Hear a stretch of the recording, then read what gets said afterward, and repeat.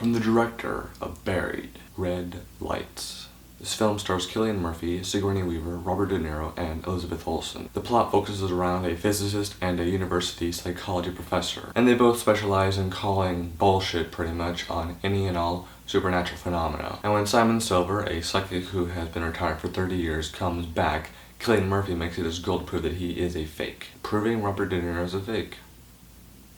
Not gonna be easy.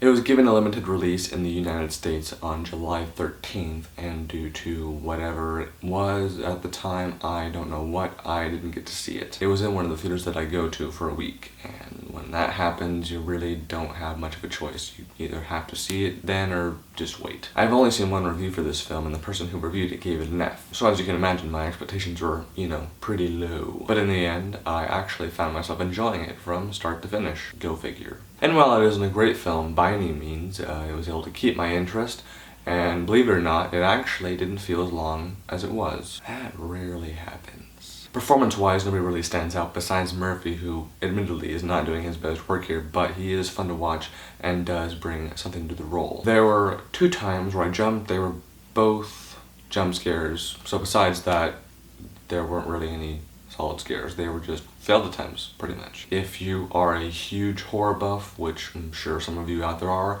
then you are probably not going to find this scary at all. There's a forced romance between Murphy and Olsen's characters, so yeah, that could have been dropped. It really didn't develop at all. I mean, at one point we see them in a cafe, then the next time she kisses him on the forehead, and the next time we see them in bed. So yeah, clearly we're not seeing any development there. There are a lot of cliches in this film, which in the end make it less special than it could have been. And while the writer, director, editor, and co-producer of this film also did Buried, I ain't gonna give him any slack. He could have done a much, much better job. But as it is, it's passable. Probably won't be seen by that many people in the long run, but hey, if you're interested, by all means, Netflix it. I give Red Lights 3 out of 5 stars. I'm glad I saw it, but probably not going to be thinking about it next week.